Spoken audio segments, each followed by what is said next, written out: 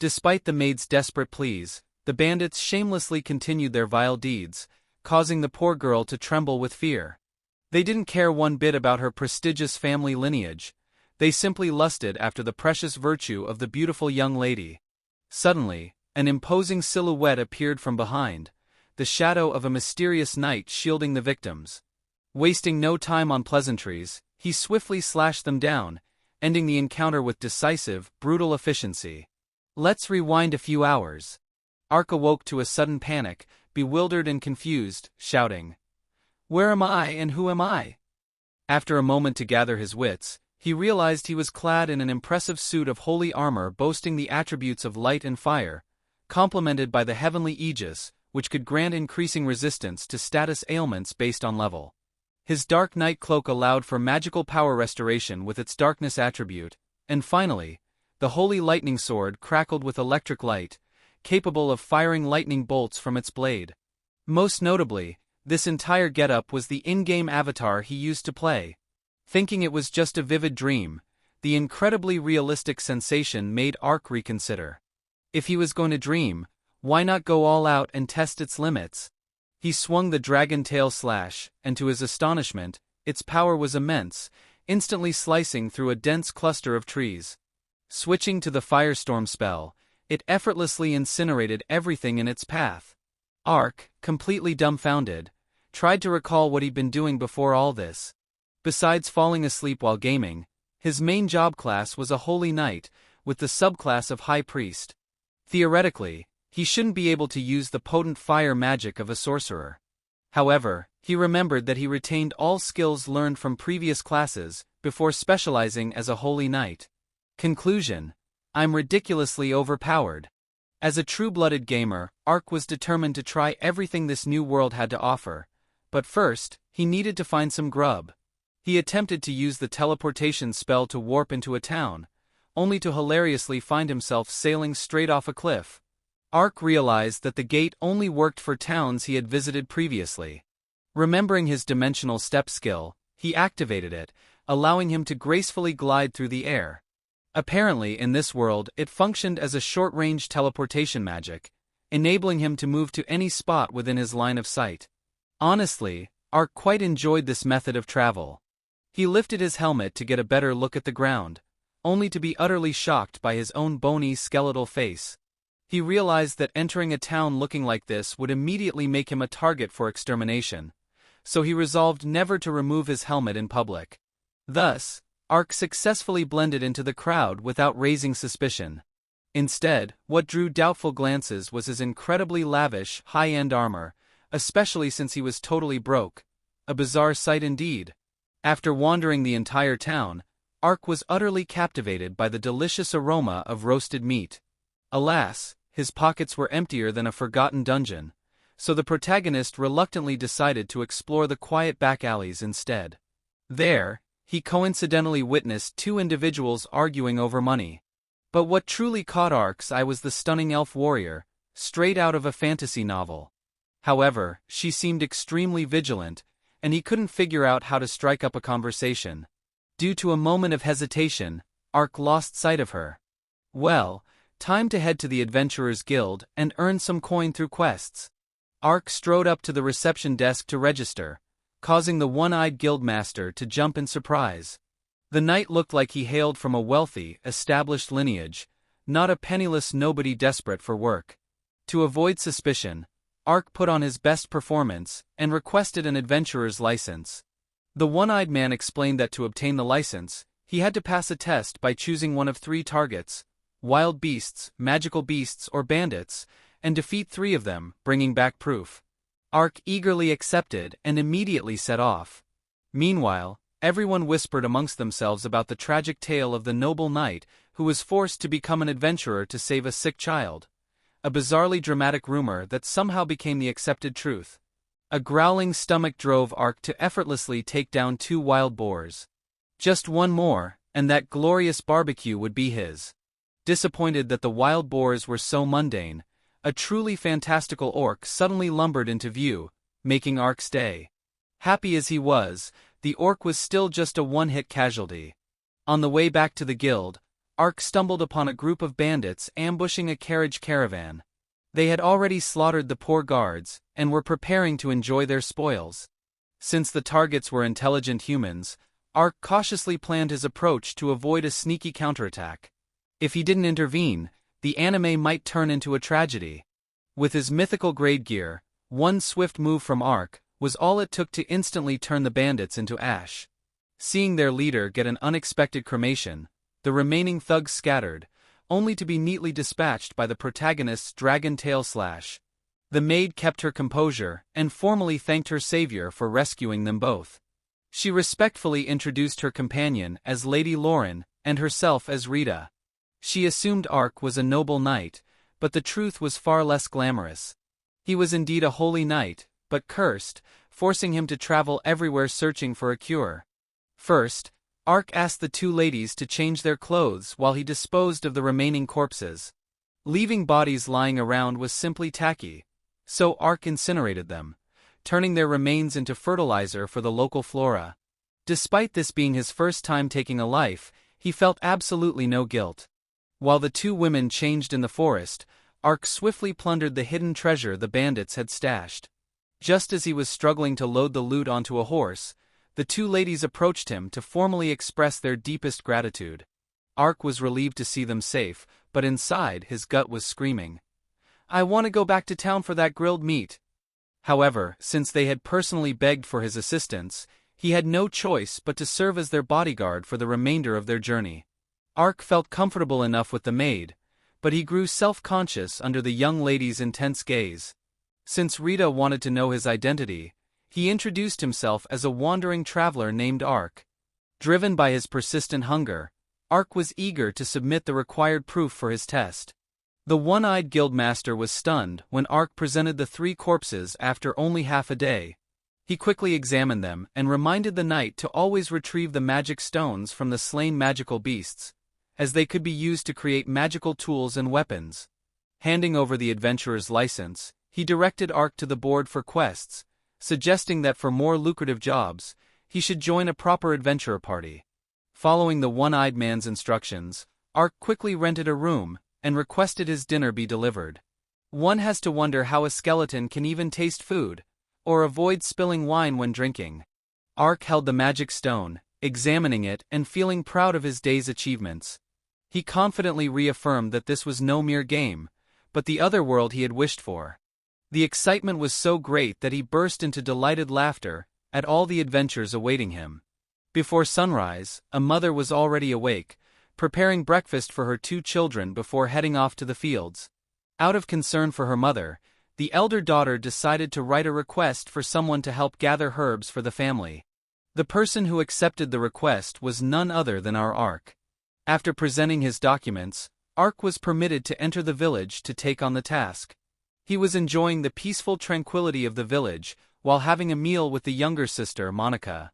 When a knock came at the door, the older sister opened it, only to be startled by Ark's shining, magnificent armor. He recognized that this girl was the one who submitted the quest, and had decided to come and gather the herbs alongside Monica. The one-eyed guildmaster had been surprised that Ark accepted an escort mission, suggesting that given his imposing appearance, he should join an adventurer party for high-tier quests. To prevent his identity from being revealed, Ark had simply given the excuse that he enjoyed herb gathering. Now, Ark understood why the guildmaster told him to be gentle, as the quest giver was a very young girl.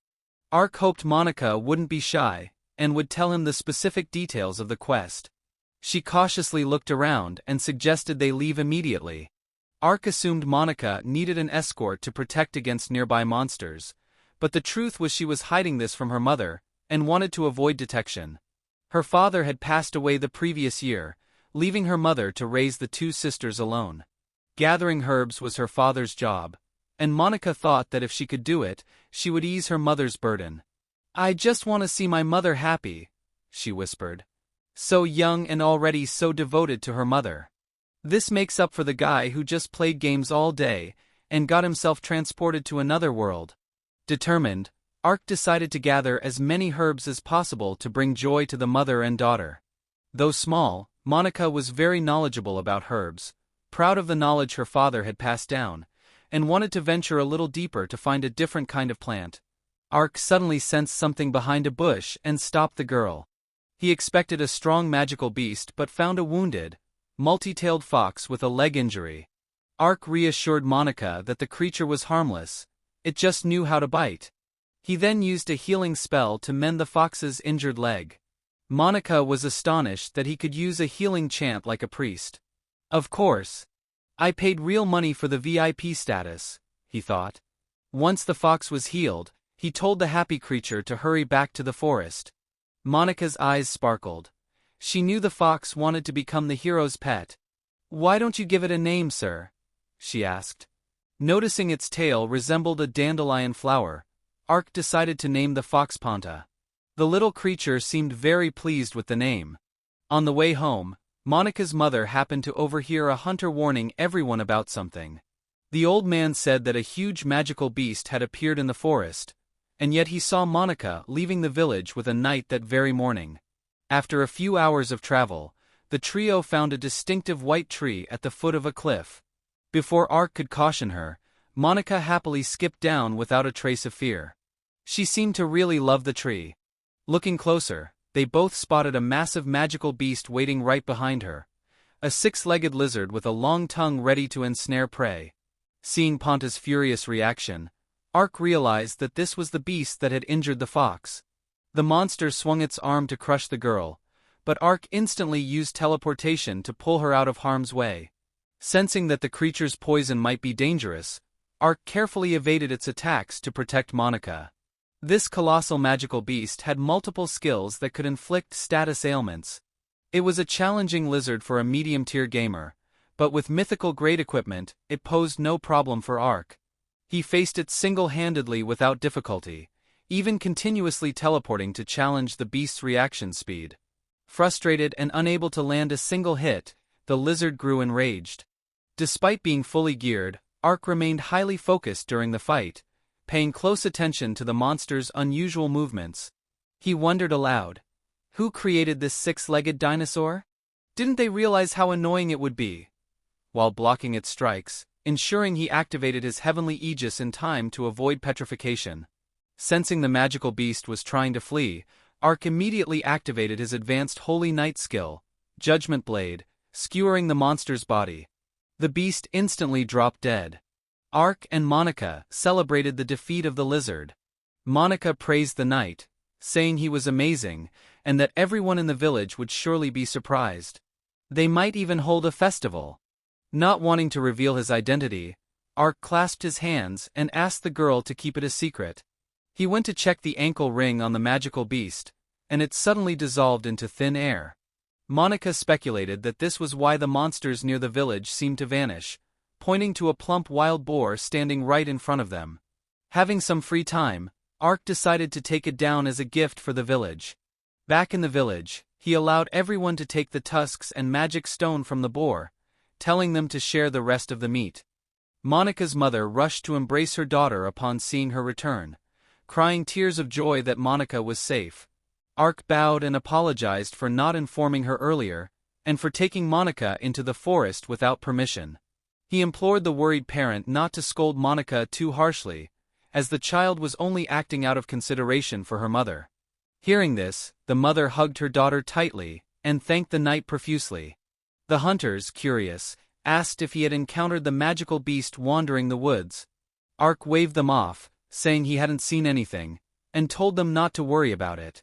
How fortunate that he didn't have to deal with that monster. Before he left, Monica bowed to thank the knight once more. Her little sister ran up and presented him with a woven flower wreath.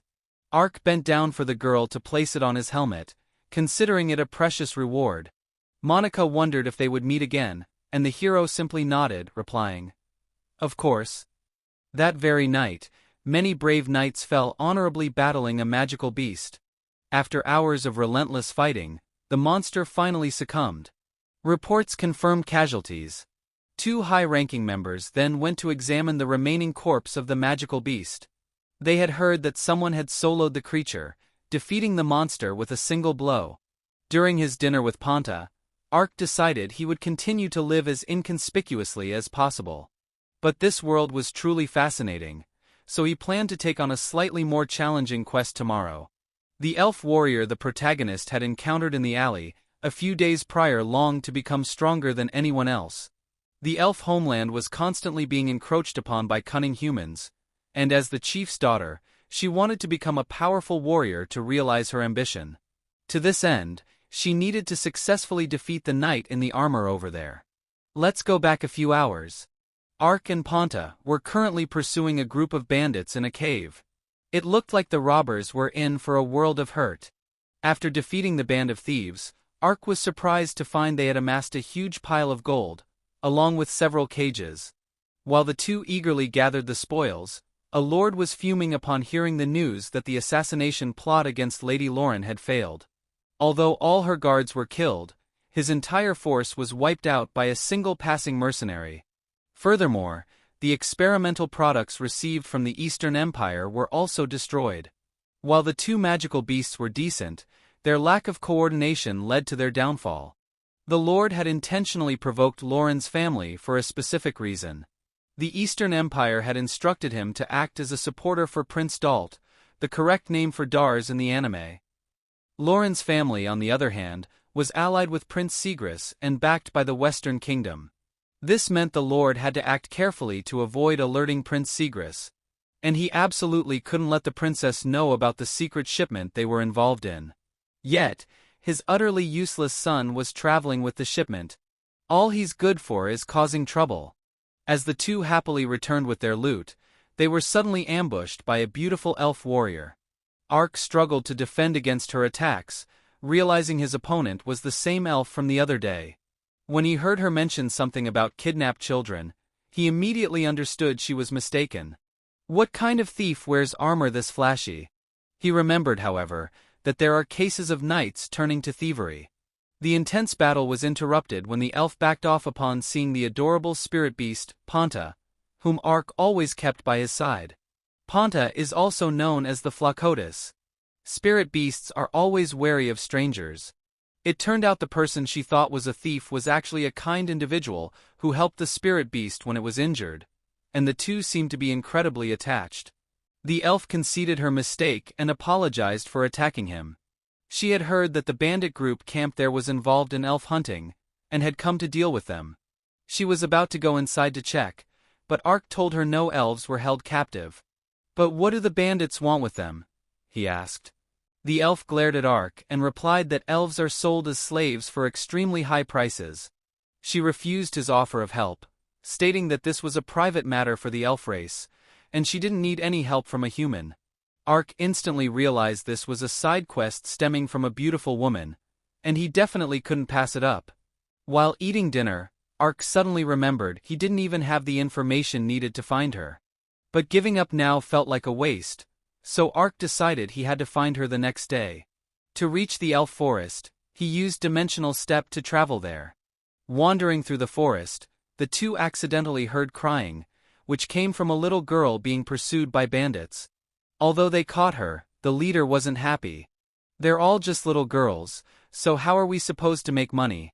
He worried that if the authorities found out, they'd all be locked up for a long time since they couldn't get their hands on any beautiful elf women. He pulled out his sword, threatening the children and forcing them to beg. No matter how much they cried and pleaded, the cruel young thug went ahead and stabbed the ground near them. This arrogant brat was none other than the fat lord's son. He was an arrogant punk, ready to tell his father if any subordinate dared to argue with him. Ark silently logged all the crimes they were committing. The elf said she didn't need help, but how could he ignore these poor, helpless children? Just as he was about to step out, the elf warrior, Ariane, the correct name for the elf warrior, arrived from nowhere to dispatch the bandits. However, the remaining thugs were not scared. In fact, they were even more excited because elves were rare and could be sold for a very high price. Only the dim-witted brat couldn't see her beauty. A bald thug went to grope her, but she instantly severed his hand. She only needed a few seconds to kill these petty criminals. This elf warrior was clearly no pushover. Ark understood now why she didn't need help. Growing frustrated, the young thug took the children hostage. Though Ariane lowered her sword, he still deliberately slashed her arm to infuriate the elf. He then ordered his men to restrain her. Before they could enjoy their villainous actions, the thug was suddenly sent flying by Ark. Focus on the fight, elf warrior. With the hostages safe, Ariane quickly put the remaining trash down. After the cleanup, she went to rescue the children, only to find them locked in chains. While she might not need a human's help, for the sake of the children's safety, Ark didn't hesitate to snap the chains and free the little girls. However, seeing his large, imposing figure, the children were terrified, and only ran to hug the gentle Ariane. Leading the children down, she noticed the collars they were wearing were sealing their spirit magic. Once worn, they were supposedly impossible to remove. That was the theory, but our Ark only needed to use anti-magic to make them fall right off. He then kindly used healing magic to mend their remaining wounds. Seeing the girls healthy, he felt greatly relieved. Ariane wondered why he could use magic without chanting an incantation. While Ark played with the children, the elf used the opportunity to talk to a messenger bird before letting it fly off. She explained to Ark that the bird was called a yellow warbler, and it memorized speech to relay it to the intended recipient, essentially a type of spirit beast. So, it's just a magical recorder?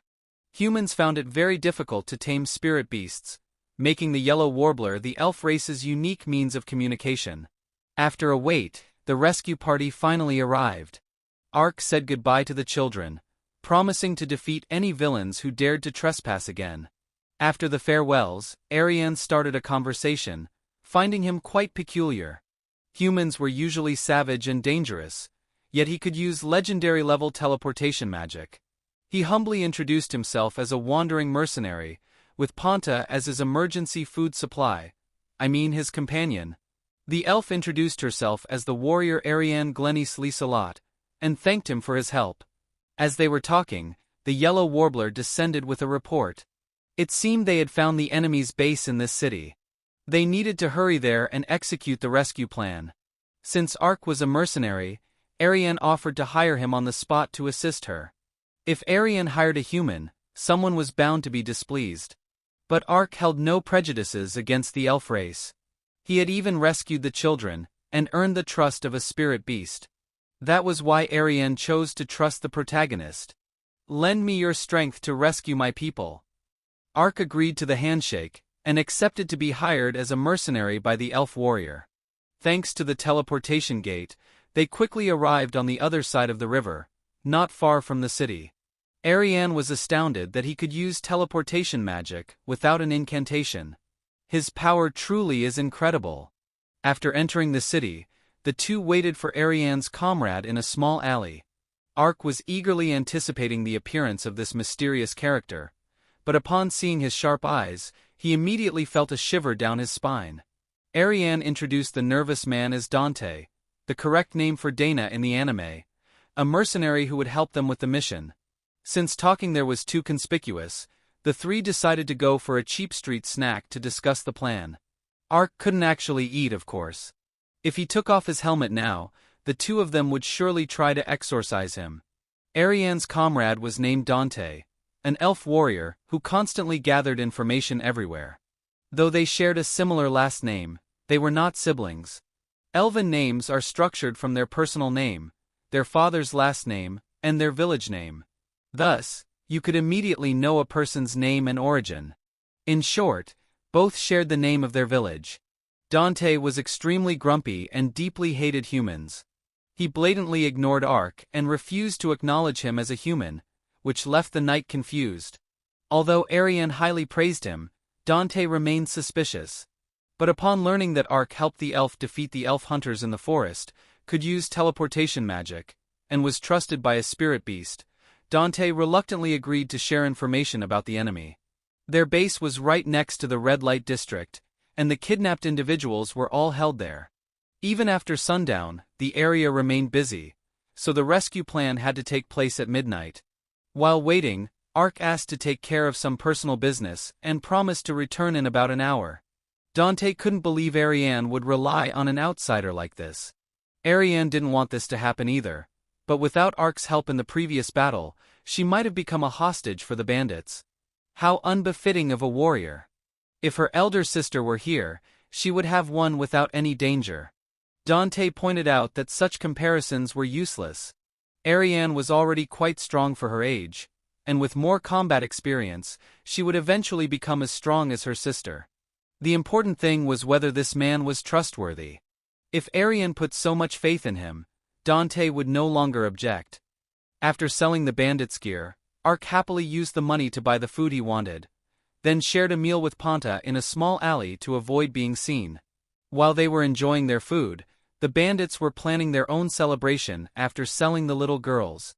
One of the 4 captured elf girls bravely declared that her fellow elf warriors would surely come to rescue them, and would kill them all. The bandits burst into laughter, saying, "We are so scared." One even went to grab the girl's hair. As night fell, the 3 stealthily approached the back door, stunned by the sheer number of guards. This was a difficult problem, but not for our skeleton knight. Being discovered by the enemy was inevitable sooner or later. Therefore, after rescuing everyone, they would proceed to eliminate all the enemies. Ariane wanted Ark to teleport the group to the window over there. She worried about the light emitted by the magic circle, but he assured her it wouldn't be necessary. They just needed to hold on tight.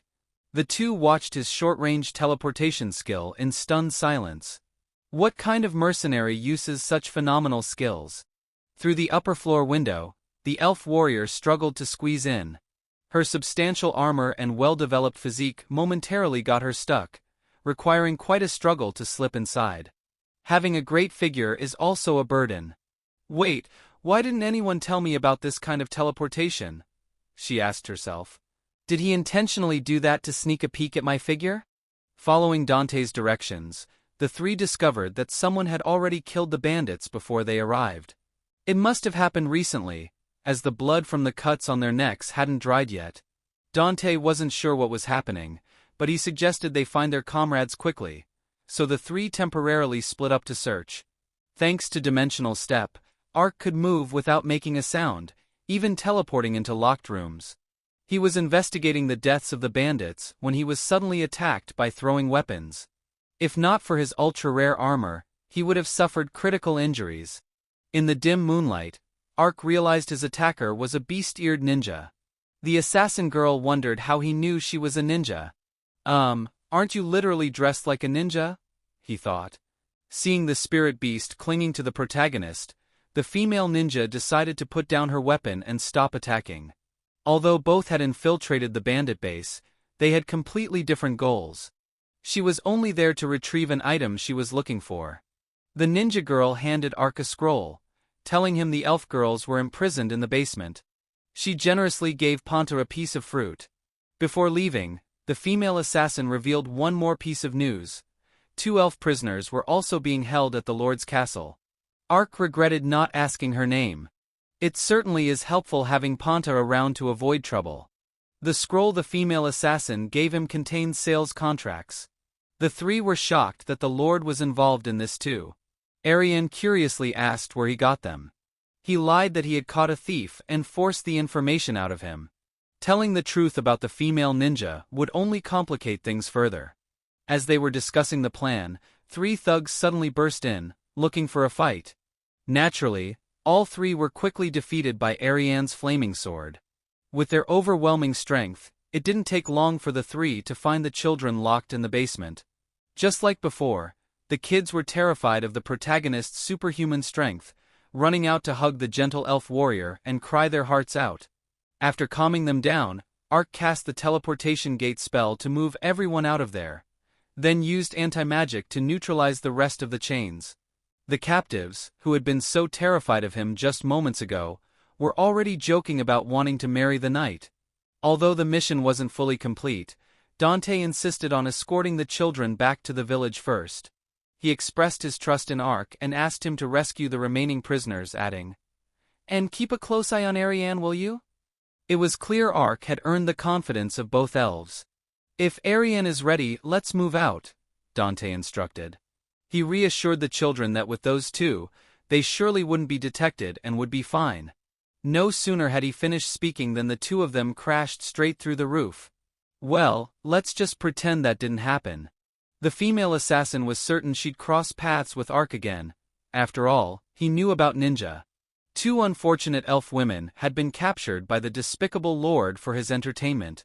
He relished their contempt and wasn't bothered by their insults, though he didn't forget to curse his own son for being a useless fool who couldn't handle a simple task. Meanwhile, Ark was carrying an unconscious elf woman, heading towards the bell tower. Ariane explained that the Lord's chamber would be located on the highest floor of the castle, as tyrants always love to look down on everyone else. Their initial plan was a silent infiltration, but they were spotted by a guard too soon. Thinking fast, Ark unleashed a dragon tail slash to destroy the church bell, then quickly used the resulting smokescreen to conceal their escape. The guards rushed off to search for them, completely unaware that Ark was cleverly posing as a statue. Truly, the most dangerous place is the safest place. The Lord was just beginning his crude entertainment when a servant burst in, interrupting him. Before the servant could finish his warning, an explosion sent him flying, pinning him to the wall. The young punk recognized the pair as the ones who had beaten him before, and fear seized him. The son immediately turned tail and ran, while the enraged Lord tried to storm out to complain, only to be kicked squarely in the posterior by Ariane. The old man foamed at the mouth and collapsed while she rushed off to rescue the two women. The brat tried to sneak away, but was immediately caught by the protagonist. Ark merely tapped the wall next to him with a little intimidation, and the youth instantly passed out. Behind the cracked wall, Ark and Ponta discovered a secret room. Ariane didn't care what powerful connections the Lord possessed. In her eyes he was nothing more than a swine who deserved to be tormented. She thought his groin was a worthy target for repeated kicks, seeing it as fair punishment for someone who dared violate their covenant. Not only Ariane, but the two rescued elf women also gleefully joined in the assault. It looked like the old man's future with his privates was quite bleak. Just as a troop of soldiers arrived to surround them, Ark asked Ariane to hold them off while he investigated the secret room behind the wall. Wielding her holy flames, Ariane easily roasted the soldiers with a single attack. Having dealt with them, she urged Ark and Ponta to leave and rendezvous with Dante. Ark was busy pocketing bars of gold when he was startled by Ariane's voice. To avoid being labeled a thief, he quickly justified his actions, claiming he was crippling the enemy's finances. Without money, they couldn't rebuild their kidnapping operation. Fortunately, she was easily convinced and didn't require a lengthy explanation. However, what surprised them both were the explosions rocking the castle shortly after they teleported outside. Ark suspected the beast-eared ninja was the cause. Ariane thanked him for completing the mission and offered the agreed-upon reward money, though it paled in comparison to the treasure they had just looted. Since Ark had no immediate plans, Ariane invited him to the elf homeland with her. Many more of her kin were still held captive, and she hoped to borrow his strength again in the future. Ark certainly wanted to visit the elf homeland, but he needed to consider the implications carefully. To enter, Ariane would need to meet with a high-ranking official. She even promised to introduce him to a trustworthy elder who could vouch for him. Ark confessed he couldn't remove his armor. If he took off his helmet now, she would likely turn her sword against him. But when Ariane seriously promised she wouldn't, Ark decided to take off his helmet and showed her his skull. He admitted he didn't fully understand it himself, but assumed it was some kind of curse. Telling her he had been reincarnated into this world in the form of his in-game character was simply incomprehensible. If he were a true undead, he would be surrounded by an aura of profanity. Healing magic, a form of cleansing light power, worked on him, and even the spirit beast was affectionate towards him. Ark had used his power to save the elves. Therefore, Ariane guaranteed that her tribe would absolutely keep his appearance a secret. Perhaps the elder might even know something about his curse. Ariane smiled, hoping Ark would accept her offer. He also wanted to break the curse, so he shook her hand and agreed to accompany her. Although the curse was a complete fabrication of his own, he had finally decided on a path forward.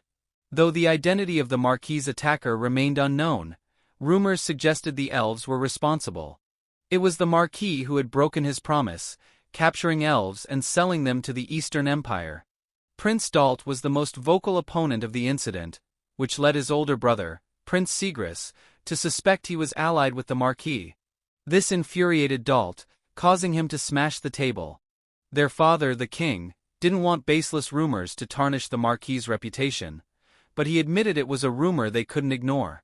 Princess Juliana believed this issue had the potential to cause discord between their nation and others. They needed to quickly verify the truth and find a way to negotiate with the elves. If the elves sought retaliation, they would temporarily halt business with the Marquis' territory. The king feared this could lead to a rebellion orchestrated by nobles if their trade was restricted. Thus, he instructed Juliana to quickly travel to that territory and negotiate with the elves. The king was proud of his 3 talented children, but each possessed their own ambitious motives, causing him much distress. On the way to the elf village, Ark decided to show off to Ariane by volunteering to scout ahead. Before Ariane could caution him, he hastily used Dimensional Step and teleported, only to fall right off a cliff. He wished he could hide his face from the embarrassment. Conveniently, there was a small river below, so Ark took the chance to fish for their meal. Through a message from the Yellow Warbler, Ariane learned that Dante and the children were making good progress towards the village. Their own group would arrive in about 2 nights. Just as Ariane's stomach rumbled with hunger, Ark volunteered to hunt some forest creatures for their dinner. While waiting, Ariane couldn't resist Ponta's cuteness. She considered petting him but didn't want to wake him, so she stopped. However, the temptation was too strong to resist completely. Ark returned carrying a wild boar, only to find Ariane totally discarding her composure and utterly fascinated by Ponta. Seeing him staring, she gently put the little creature down and pretended to casually comment on the warm weather. Ariane really is cute and feminine. Sipping tea, Juliana pondered if Prince Dalt was involved in the elf trafficking. She knew Prince Sigris wouldn't let this slide. If Dalt lost his standing, the throne would fall to her or her other brother. Juliana didn't want her maid to speak rashly again. The important task now was to extinguish the seeds of war. She needed to arrange a conversation with the elves at any cost. If the maid was right, Juliana might even get to reunite with her long-lost older sister. After days of travel, Ariane and Ark finally reached the elf homeland. Upon confirming Ariane's identity, the elf village agreed to open its gates to welcome her return. This was the pinnacle of fantasy that Ark had long been looking forward to. To enter the elf homeland, he had to wait for Ariane to ask the chief for permission. While waiting, he walked around the village, did some rhythmic exercises and played with Ponta. It wasn't until late afternoon that Ariane returned to invite him in. Indeed, the architecture and civilization of the elves were completely different from humans. The village was truly prosperous and peaceful. First, the two headed towards the giant tree to meet the chief. Seeing the 2 children return, the chief warmly introduced himself as both the chief and Ariane's father. The woman next to him was Ariane's mother and his wife. She looked young, but she was actually over 500 years old. She truly is a beautiful mother. The chief thanked Ark profusely for helping his daughter rescue their people. He just hadn't expected Ariane to attack the Lord's castle. He had allowed his daughter to attack the kidnapper's base, but not to completely trash someone's castle. Fortunately, the protagonist explained that they only infiltrated the castle to rescue the women held captive by the Lord. So, the chief decided to explain the matter to the Grand Elder. Before that, the chief wanted to discuss the terms of the trade agreement. During dinner that evening, Ponta burned his tongue on the hot food, while Ark was sweating, afraid to take off his helmet for fear of making everyone uncomfortable. But feeling the family's warm acceptance, he decided to remove his helmet and share a cozy dinner with Ariane's family. The next morning, Ark woke up to find Ponta had been sleeping inside his helmet all night. Only Ariane's mother was home. She informed him that the other 2 had left a while ago. The place they went to was a pre-prepared teleportation magic circle. All they had to do was stand in the center and have everyone activate it to be teleported to the elf capital. Before the meeting began, the Grand Elder wanted to hear the report from Ariane and her father about the results of the rescue plan. While touring the village, the madam told Ark that about 10,000 residents lived there, and they were still taking in people from surrounding villages. This indicated that many kidnapping incidents like the previous one were occurring. Ark felt a little awkward due to the scrutiny from the villagers, as humans were generally forbidden from setting foot here. But it didn't take long for him to feel a small joy when he saw the children he had rescued earlier happily running and playing. The madam was happy for him that the children were all joyful. She then asked if he would like to have a match. I mean, a spar with her. After hearing the report, the other chiefs were indignant at the inhumane actions of the humans. Many different opinions were raised, but most did not want to show leniency to the humans anymore. The Grand Elder conceded that the humans were the first to break the covenant, but attacking the Lord was an overreaction. One wrong move now could spark a war. Therefore, he wanted everyone to continue rescuing their people while monitoring and responding appropriately to the kingdom. The madam hoped Ark wouldn't underestimate her, as she was the one who taught Ariane swordsmanship. "The girl hasn't surpassed me yet," she boasted. "Since elves are physically superior, the only way to understand an opponent's skill is to spar." Besides, the madam wanted to know how trustworthy the man accompanying her daughter truly was. Stepping into the match, Ark was overwhelmed by her incredible speed. Before he could react, Ariane's mother knocked him down with just a few basic sword strikes. His reaction time was clearly still too amateurish against sudden attacks. If he saw the attack coming, he needed to try and dodge it with the smallest possible movement. Though somewhat humiliating, this was a great opportunity for Ark to refine his swordsmanship, especially being taught by an experienced fighter like the madam. "How can this perpetually smiling woman knock me around so easily?" On the way back, Ariane's father told his daughter not to blame herself. It was all for the sake of rescuing their people, and he told her to continue investigating the matter with Ark. He regretted not being able to see his eldest daughter in the capital. When Ariane asked, she learned that her older sister would be marrying next year. She was shocked that the person who only ever thought about fighting was suddenly getting married. Just as she finished speaking, her sister rushed out and embraced her tightly. Happy that her little sister had traveled to the capital, she abandoned her task to affectionately rub her face against Ariane's. Her father didn't know how to handle the situation and excused himself, saying he had to leave first. Despite her sister's compliments, Ariane wasn't happy, feeling her power was still inferior. Setting that aside, she curiously asked what her sister's fiancé was like. Her sister confidently listed all his good qualities. But what she really noticed was Ariane's bashful reaction. A few simple questions were enough for her to figure out that Ariane had a crush on someone.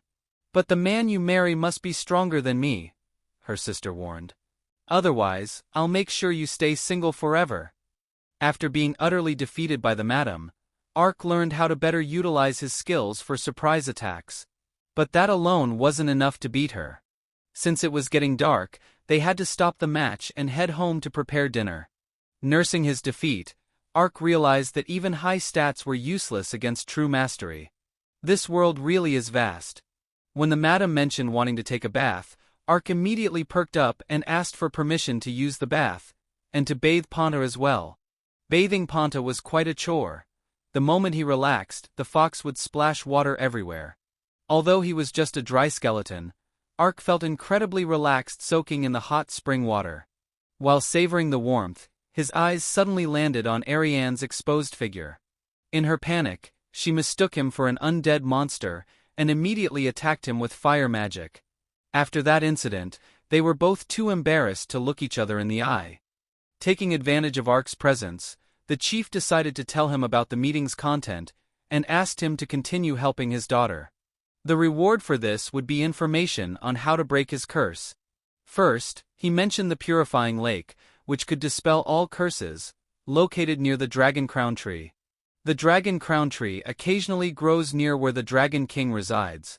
It is home to many spirits, and its leaves and branches possess various magical properties. Ariane pointed out that the main issue was the presence of the Dragon King. Any human who dared to enter would find it was the last thing they ever did. However, if an elf spoke with him, they might be granted entry. Ark couldn't believe everyone was taking his fabricated curse so seriously.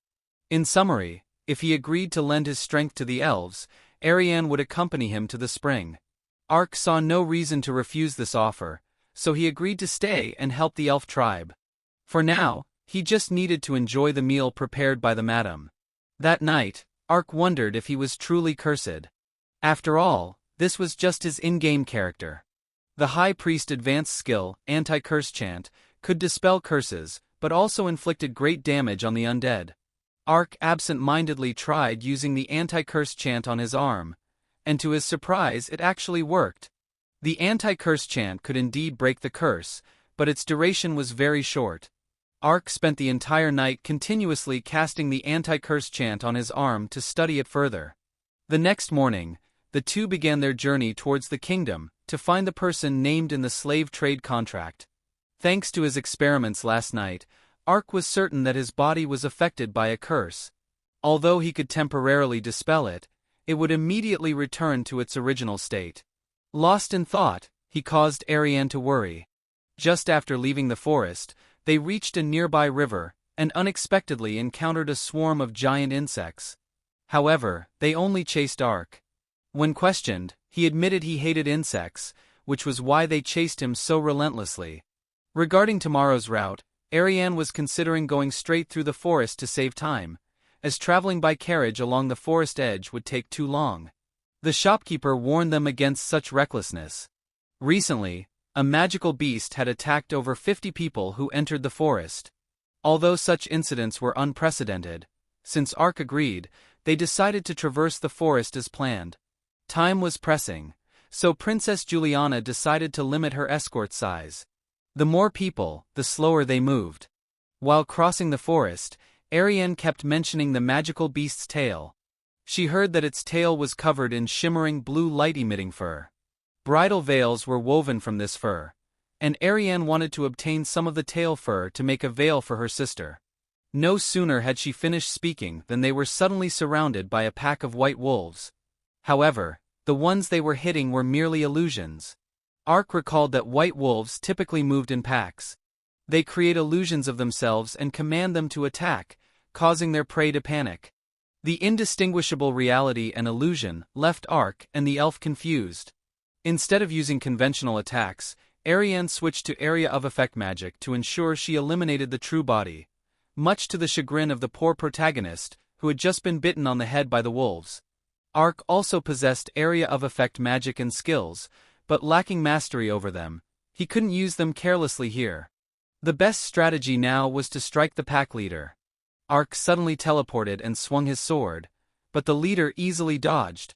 He noticed the magical beast wore a ring identical to the monster from last time. Instead of killing the white wolf, Ark intentionally exposed an opening, then suddenly unleashed Firestorm to throw it off balance, seizing the moment to slash the magic ring off its hind leg. Once freed, the wolf leader howled, instantly commanding the entire pack to retreat. It glanced back at the protagonist one last time before disappearing into the deep forest. Only when Ariane returned did Ark tell her about the magic ring attached to the magical beast's legs. Since neither of them knew anything about it, Ariane suggested using the corpses of the defeated wolves to make the veil. Given the tight schedule, she would start working on it immediately.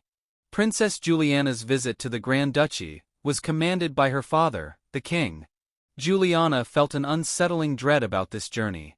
Prince Dalt was involved in elf trafficking, and her older brother, Prince Sigris, was aiming for the throne. While she was theorizing a conspiracy, the carriage caravan was suddenly ambushed. While Ariane dealt with the wolves, Ark used the time to reflect. Having many powerful skills but not being proficient with them made them useless. Lost in thought, Pana suddenly ran off into the forest, forcing Ark to chase after him. Despite their courageous resistance, the escort team was completely wiped out. The maid drew her knife, intending to fight, but was instantly struck down.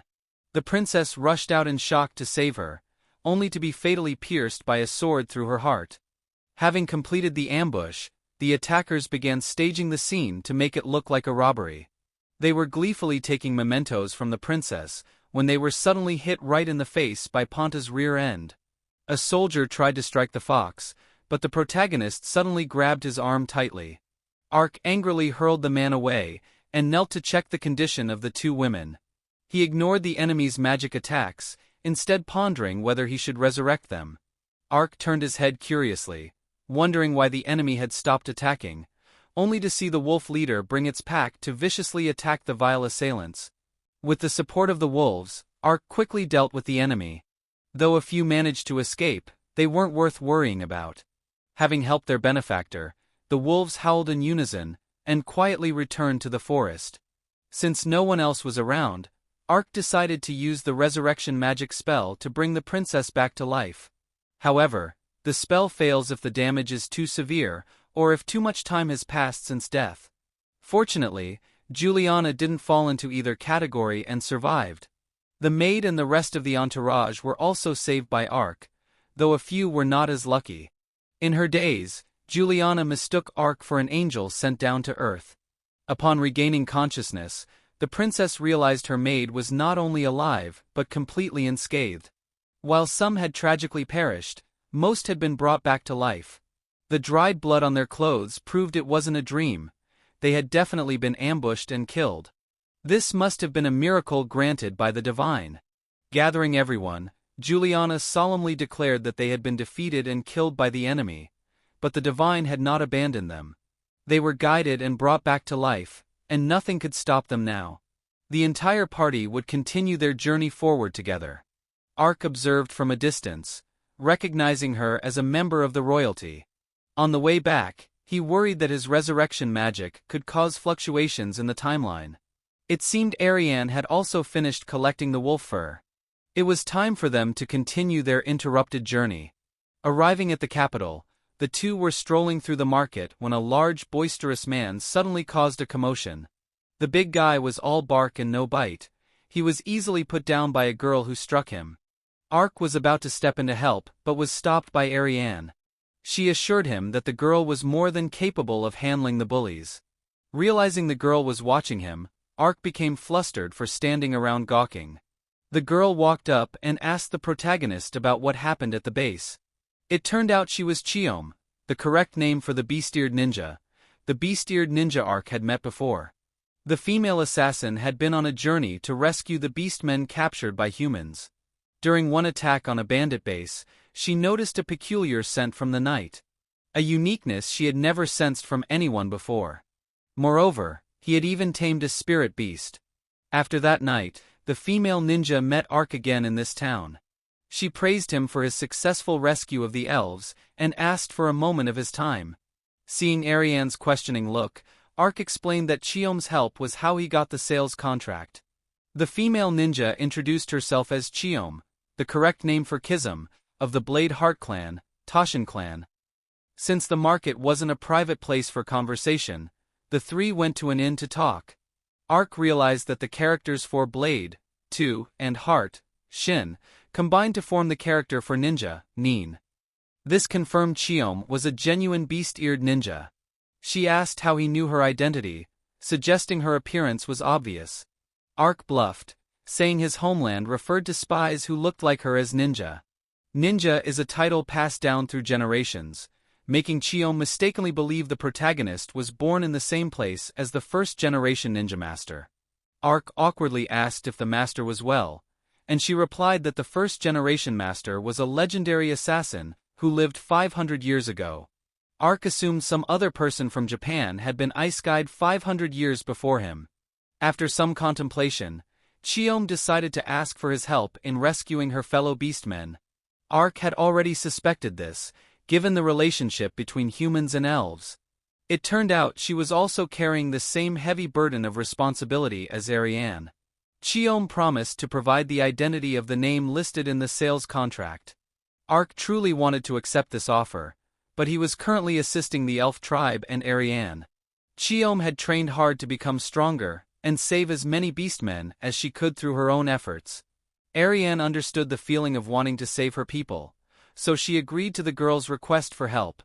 "The three of us will handle this together," she declared. Prince Dalt was furious upon hearing that the wolves were no longer obeying orders because their rings had been destroyed. Juliana was safe and had secretly traveled along a different path.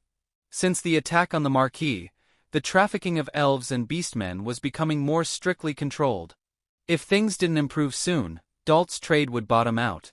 The identity of the attacker was still unclear, but they were likely targeting the prince's life. Hearing this, Dalt panicked and decided to go into hiding for a while. Juliana's authority and pendant would be managed by him personally. Although the first-generation master named the Blade Heart clan, he was actually a human and a spy in the Empire. He protected unfortunate beastmen there and made them his subordinates. Hearing the title of the first-generation master, Ark grew even more certain that he was a person from Japan who had been ice-guyed here and single-handedly established the ninja clan that was renowned 500 years later. How cool is that? Ariane told Cheom not to pay too much attention to him, as he had moments sometimes. The trading company the three were looking at was the largest slave trading hub in the royal capital. The imprisoned beastmen were treated no better than mere commodities. If a product was defective, the company would ruthlessly dispose of it. This trading company had strong ties to the central government, so if it were attacked, the guards would immediately mobilize. Even the royal army might intervene. Retreat would be extremely difficult, so Cheom wanted the two of them to escape first, as some of the attackers and rescued people might not make it out. Tonight, Cheom's comrades would simultaneously disrupt 4 slave trading locations in the kingdom. She wanted to concentrate their efforts on the largest trading company, so that the people at the other locations could all be rescued. Although she didn't want to, Cheom had to accept this trade-off. If saving 100 people meant sacrificing 10, they would be the ones to make that sacrifice. Cheom believed that with the help of both Ark and Ariane, the number of sacrifices would be greatly reduced. Ark decided he would stay and fight alongside her, as he could use teleportation magic. Cheom assumed he could also use a spatial ninja art, similar to the first-generation master. In any case, this magic could greatly minimize casualties. Cheom excused herself to relay the information to her comrades. She jumped off the cliff, telling them both to prepare thoroughly for the assault that would take place tonight. Knowing the battle would be fierce, Ark took Ariane out for dinner. He was very satisfied that the kingdom had everything, even meat from the very insects that had attacked him earlier. Just as Ariane said, the meat was truly crispy and delicious. After a satisfying meal, Ark led Ariane into the forest to model the disguise outfit he'd prepared. Ariane didn't want to hurt his feelings, but the tribal garment he was wearing was utterly hideous. Even Ponta gave him a look of confusion, which truly wounded the knight. After a brief wait, Cheom arrived, accompanied by her comrade from the Toshan clan's 6 Blades. Ark was momentarily stunned upon hearing the title. The name Cheom was a title granted, and passed down to those with genuine skill. He was incredibly excited to learn that they were named after famous ninja. Cien, the large beastman, suddenly walked over and stared intently at Ark. The two then inexplicably began a bizarre contest of strength, much to the confusion of the two women. What seemed like a fierce confrontation turned out to be just two simple-minded friends happily greeting each other. Truly, 2 peas in a pod.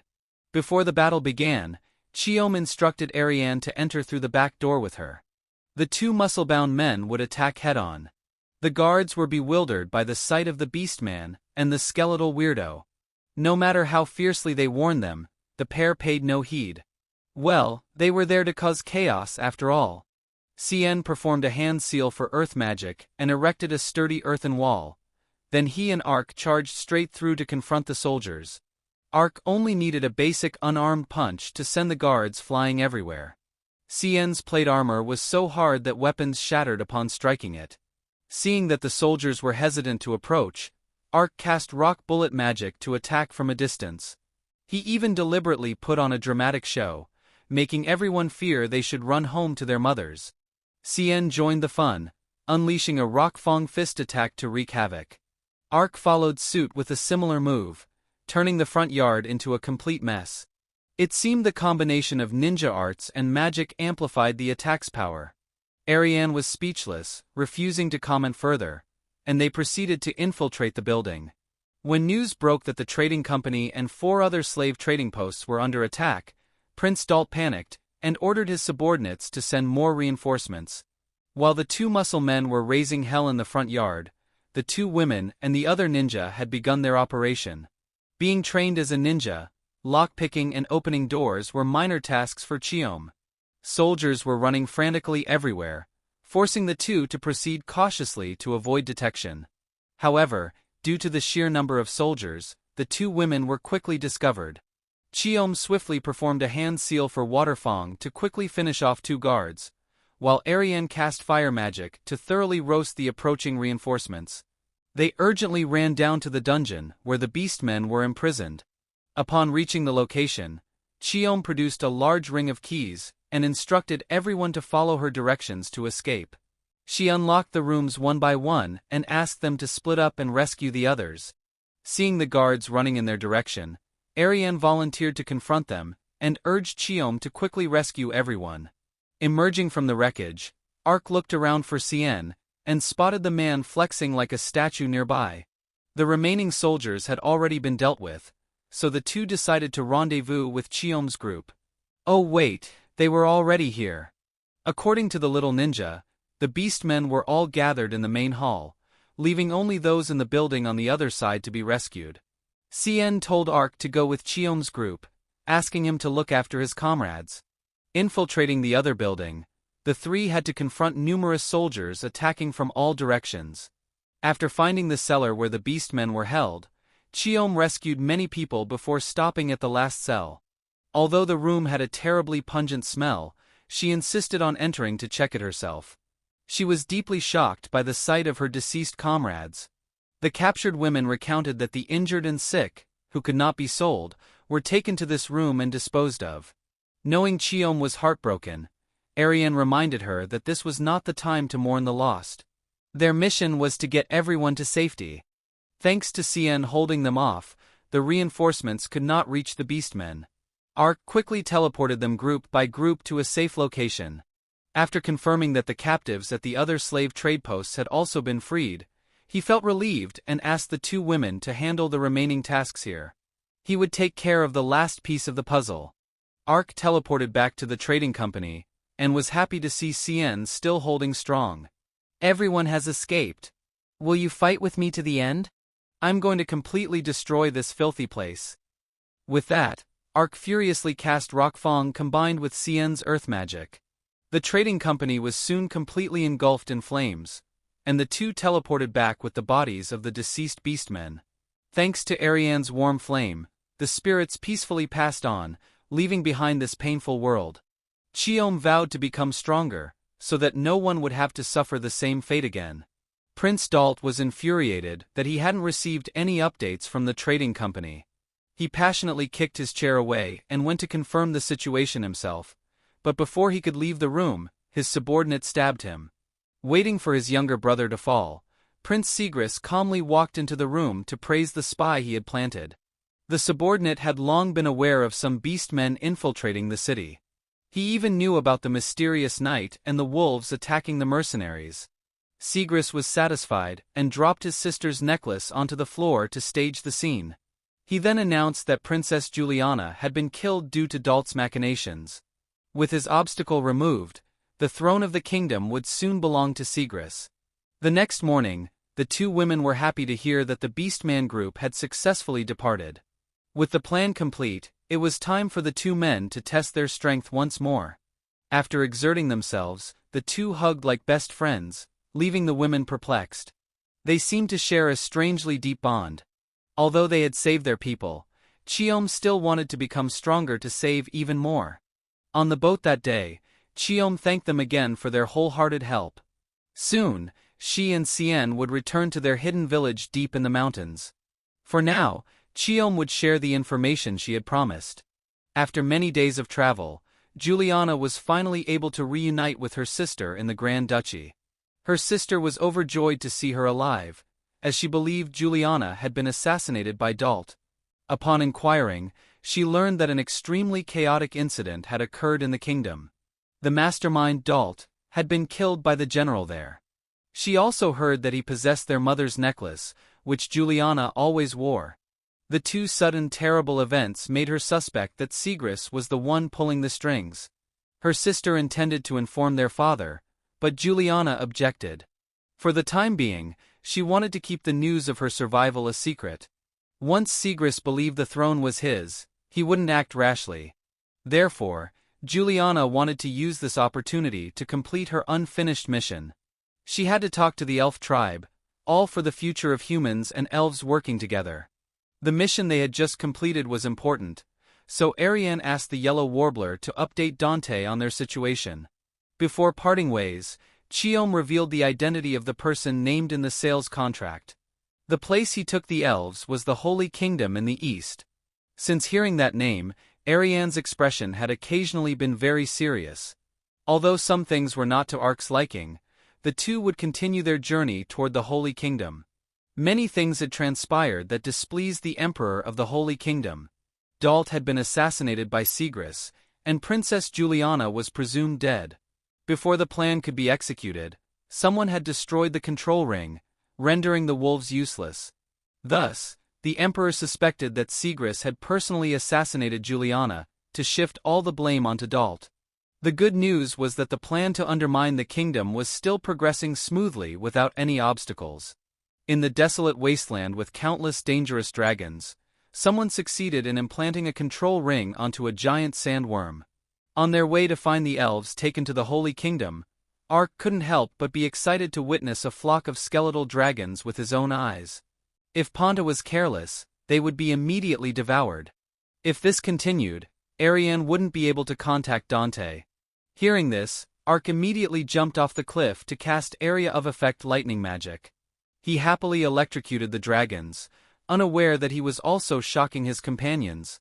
Although he succeeded in chasing the dragons away, Ariane and the two spirit beasts had been completely exhausted. Ark hurried to help the elf woman, unaware that someone was watching him. Putting the shocking incident aside, Ark noticed Ariane looked preoccupied ever since she heard the information from Chiom. It seemed she was reluctant to go to the Empire. The Empire was different from the kingdom in that they did not forbid the capture of elves, meaning Ariane would be in far greater danger than before. Even this town located within the Empire was no place to let down their guard. Out of nowhere, an elf man walked up and struck up a conversation. His name was Silas, and he had personally witnessed the grand magic Ark had cast that morning. Before he could finish his sentence, Ariane quickly covered his head with a pot to hide his elf ears. Contrary to their assumption, Silas was actually a regular at this tavern, and was even familiar with the madam and several people there. Upon asking, they learned that Silas had been living in the human city for 10 years. As a result, everyone knew him. When he mentioned humans and elves helping each other, Ariane stood up and reminded Silas of the crimes humans had committed against the elf tribe. He simply retorted, "Aren't you also traveling with a human?" Ariane had no comeback for that answer. Silas was currently working as a magical beast ecosystem investigator, and one particular creature was proving very difficult to study. Therefore, he wanted them to help him capture it. Even collecting its corpse would suffice. If they accepted, Silas would give them a map of the Holy Kingdom. Seeing their hesitation, Silas promised to add the magical beast ecosystem research notebook he had written as a bonus. Seeing how excited Ark was, Ariane had no choice but to agree to his request. They would all meet at the town gate the following morning. Renting a room here cost 1 gold coin. As for Ark, he spent a whopping 5 gold coins just for room service. Seeing this, the madam generously gifted him a bottle of premium wine. After all the terrible things humans had done to the elf tribe, Ariane did not agree with Silas's point of view, and her heart was filled with worries. Ark, however, treated her like a child, which annoyed her greatly. She stood up and chugged 2 cups in one go, her ears twitching in an adorable display. Ark took a small sip and felt truly happy. While he was savoring the drink, Ariane suddenly tackled him to the floor. Initially, she was playfully touching the protagonist, but when he refused to pour her more wine, she started frantically shaking his head.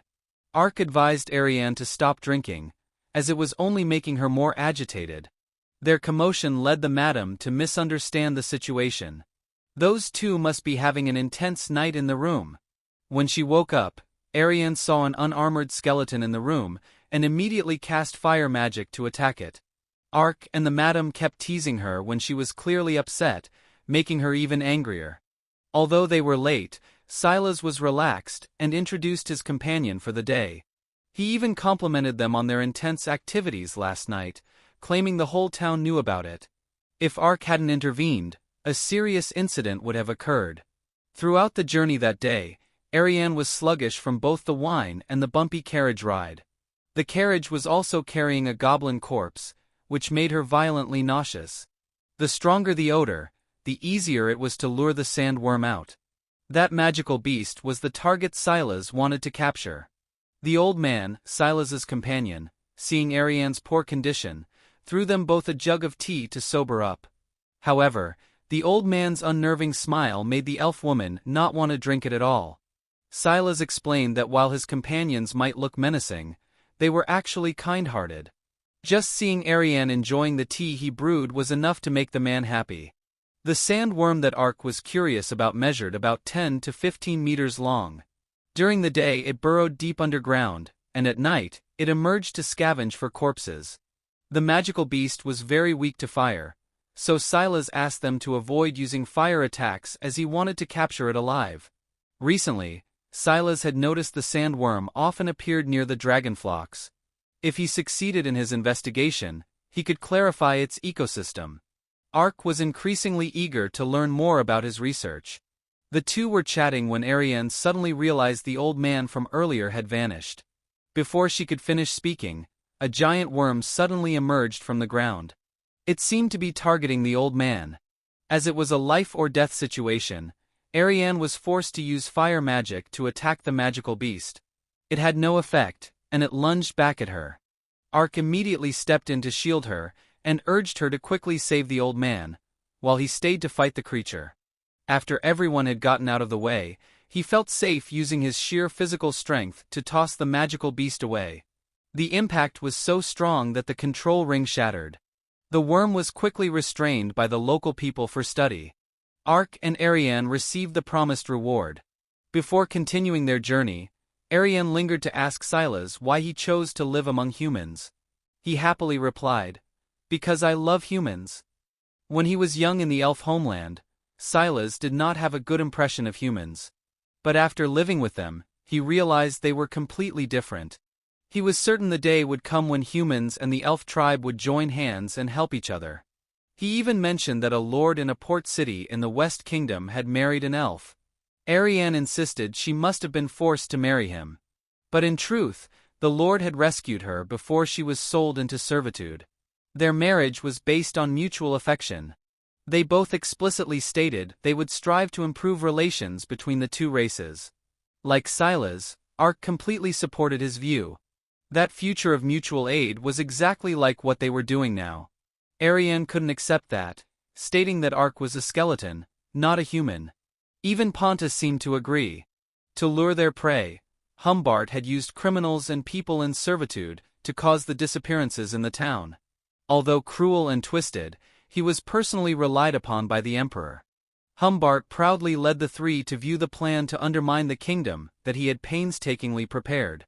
Standing at the edge of a deep pit, Humbart ruthlessly pushed a woman down, then calmly sat down to watch, much to the extreme horror of the two onlookers.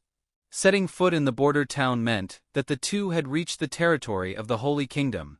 Searching for the elves in such a vast place was extremely difficult, so they decided to split up to investigate and meet back before sunset.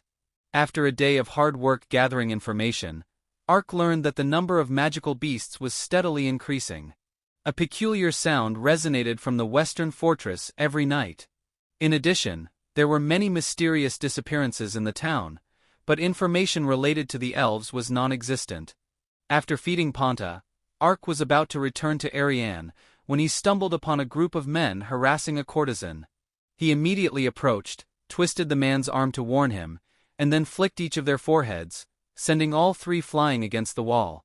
The terrified courtesan ran and hugged him just as Ariane passed by. The elf woman scolded him for constantly getting into trouble.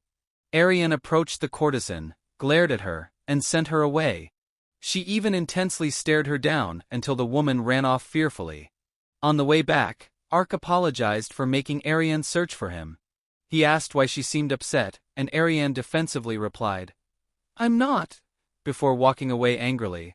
As night fell, Humbart was frustrated that his three useless subordinates couldn't even manage to find food, so he decided to turn all three of them into food for the magical beast.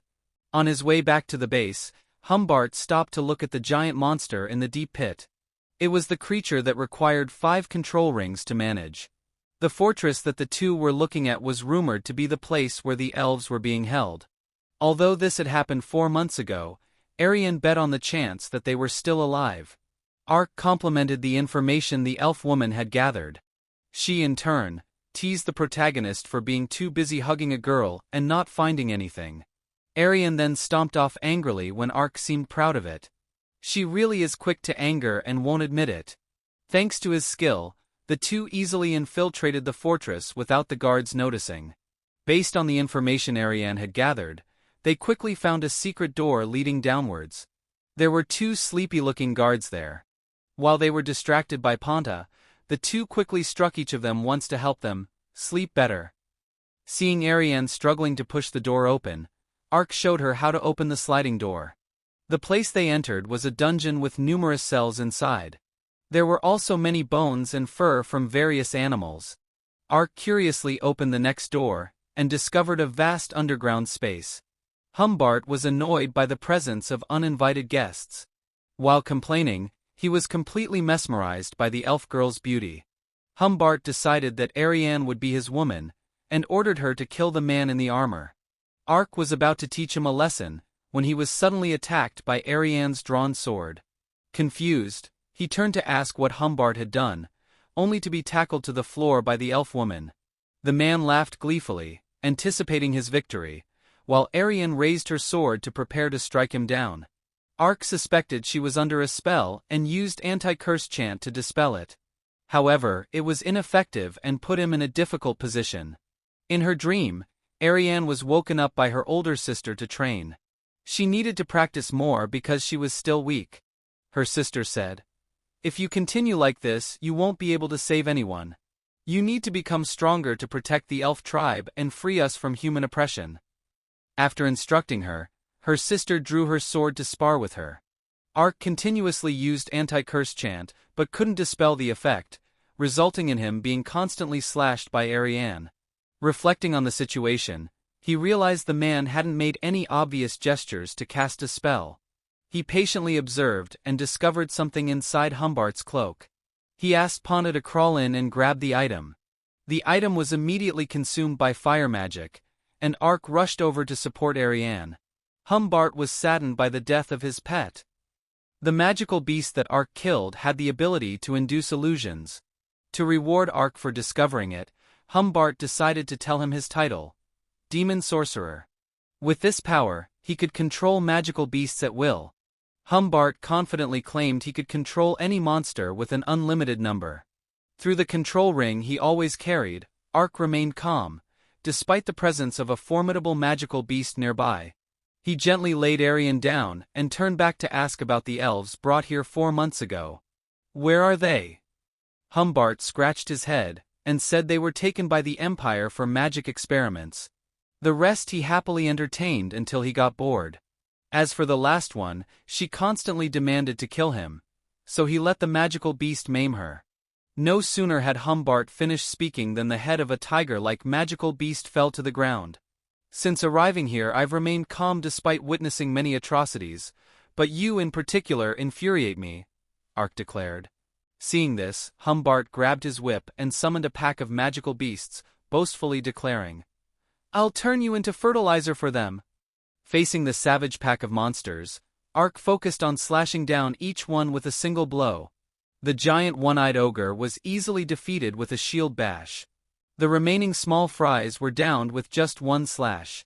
Seeing he couldn't win, Humbart ordered his magical beasts to attack Arian, but just as he raised his hand, he was suffocated to death by a water prison. Fortunately, Cheom had appeared in time to save everyone. Humbart frantically cracked his whip, but no magical beasts appeared. Simply put, the ninja group had already taken care of them all. With the monsters gone, Humbart was rendered powerless. At this moment, Ark realized Cheom was the one who provided the information.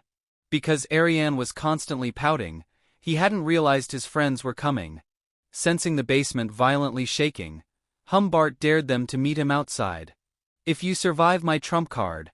Due to the urgency of the situation, Ark had to abandon chasing Humbart. Instead, he teleported the entire group outside, where they witnessed the sight of a high-tier monster with high self-regeneration capability, even able to use supreme water magic, a 5-headed hydra. Cheom had never thought a human could control a hydra. Just as the group was about to retreat, they were hit by an incredibly powerful attack from the monster. Humbart was delighted, assuming they were all annihilated. Before becoming a worthless piece of trash, Humbart had felt intense resentment after being rejected by the people in his village. They didn't accept him because he was weak, so he only flaunted that power externally. This led Humbart to switch sides and join the emperor. As long as he was useful to the nation, he would be accepted in the kingdom. Now, Humbart confidently declared that as long as he had the Hydra, he was invincible. "I will make all those who dared to look down on me kneel." To raise such a pet, Humbart had to let it devour the empire's own town. After teleporting to a safe location, Cheom was shocked that Ark only used his shield to block such a terrifying attack. He modestly dismissed her praise and rushed to find the elf woman. It turned out she was standing just above them. Ariane was not unconscious. She was just paralyzed from constant exposure to the illusions. She asked Ark to help her find Humbart, so she could make him regret what he had done to her and her people. Humbart would assume they were defeated by the Hydra. This was an excellent opportunity to launch a surprise attack. Seeing the monster crawling toward the town, Cheom thought they should ignore it, as the Hydra's existence was a natural disaster. There was no way to deal with it, like a storm or an earthquake. However, Ark was confident he could defeat the Hydra alone. Hearing this, the two women decided to rely on the protagonist, while they went to find and deal with Humbart. At the same time, the Emperor was satisfied to hear the Hydra was about to be deployed. If Humbart's secret control ring was perfected, it would be time to figure out how to dispose of that trash. Since the monster was discovered, soldiers urgently ran to evacuate residents to the north. Those who remained would defend the town to prevent it from attacking indiscriminately. Ark deliberately used Dragon Tail Slash to attract the Hydra's attention. He used its heavy body to dodge its attacks, then rammed straight into it with Shield Bash, causing the serpent to vomit. Next, he teleported high up to land a powerful strike, successfully defeating one of the Hydra's heads. This was so unbelievable that even Humbart couldn't trust his eyes. But due to overconfidence in his skills, Ark was struck by a Hydra bite. It seemed they were willing to sacrifice one head to eliminate him. Just kidding. His shield was more than capable of blocking that attack. After landing, Ark drew his sword and activated his high-tier Holy Knight job class. Waiting for the barrier to completely surround the Hydra, he unleashed his judgment skill, summoning a sword of light that sliced off 3 of its heads. Just when he thought everything was done, the monster grew new heads from the severed spots. Ark admitted it truly was a creature of mythology. He teleported to another location to use an incredibly powerful and terrifying magic skill. After the activation sequence, Ark solemnly summoned the Hellfire Demon God. Once caught in the demon's sight, the Hydra was surely doomed. Even the two women paused to see what was happening. But their top priority was still tracking down the magical beast controller. Thanks to Panta, Ariane managed to intercept Humbart's next plan in time. Although surrounded by Cheom and the elf woman, he remained arrogant and boastful. He even tried to intimidate them by mentioning the Hydra. Ariane admitted she was nothing compared to that magical beast. "But aren't you the one relying on that monster? In truth, you are very weak. You use such a thing to flaunt power because you are weak. A truly strong person would never boast, but would not hesitate to help the weak. I learned that from someone right beside me, and I also strive for that kind of strength." Humbart refused to concede and drew his whip to fight Ariane. Knowing he would try to use magical beasts, she was vigilant and eliminated them all. Humbart was about to call for reinforcements when a shuriken from the female ninja grazed his back. This allowed Cheom to see that he controlled the magical beasts using a complex mark and spell. However, if even a part of the mark was damaged, its function would be nullified. Humbart claimed this was irrelevant, as the Hydra would no longer be under his control, and would relentlessly slaughter all the humans in the town. Ariane, however, disagreed. "We still have Ark." With a fire sword in her hand, the elf woman easily cut the pathetic whip, causing Humbart to fear. No matter how much he begged for forgiveness, Ariane would not grant it. "If you want to apologize, go talk directly to the dead," she said, then incinerated Humbart's entire body in a blaze of blue flame. "Honestly, a person like you deserves to be in a place worse than hell." Despite facing the Hydra, the demon god was clearly superior. The demon casually walked over, grabbed two of the serpent's heads, and covered its mouth, even lifting the monster and tossing it away. Seeing its attempt to escape, Ark flew down and grabbed the Hydra's tail. He used his pure strength to spin it around a few times, then launched it into the sky for the demon god to incinerate it with hellfire. The two women threw their hands up in exasperation. Ark always claimed he didn't want to stand out, yet his current display was anything but subtle, lighting up the night sky like a magnificent fireworks show. As dawn gradually broke, Ark hurried over to check on the two women. He explained that his towering creation was a demon god from another world, and would vanish in about a minute. The joy was then amplified when Yellow Warbler flew in with news from Dante. Princess Juliana had successfully met and spoken with the great elder of the elf tribe. Essentially, the princess had vowed to atone for breaking the ancient covenant and causing harm to the elves. Furthermore, Juliana had informed the great elder of the current political climate. The late Prince Dalt was backed by the Holy Kingdom, while Prince Sigris was supported by the Great Empire. If a superpower were to back the future king, it could lead to further detrimental actions against the elf tribe. To prevent such a situation, Juliana sought the elf tribe's support in her bid for the throne. She promised that if any enemy invaded the elf tribe, the entire kingdom would readily risk their lives to act as their shield. Instead of merely cementing the existing friendship, as the Great Elder suggested, Juliana desired a future where humans and the elf tribe could genuinely cooperate and harmonize. The Great Elder fully supported this vision, and agreed to ally with the princess. Since hearing Dante's message that they no longer needed to search for the kidnapped elves, and with the mention of a human organization actively searching for elves, Ariane felt a wave of uncertainty. She couldn't believe that humans were finally taking action for the sake of the elf tribe. It seemed the future Silas had envisioned was much closer than she realized. Since meeting Ark, Ariane felt the world around her was slowly beginning to change.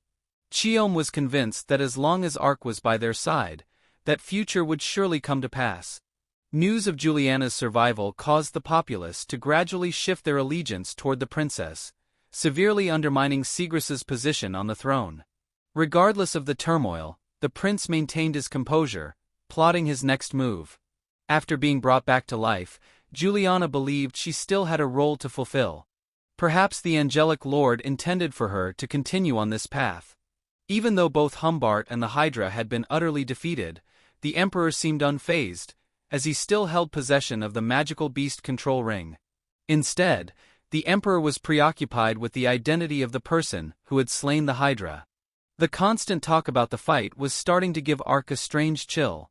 With this mission concluded, Ark was contemplating how to continue his adventures while remaining as inconspicuous as possible. Seeing the women's obvious skepticism, he removed his helmet and spoke out loud, which startled Cheom significantly.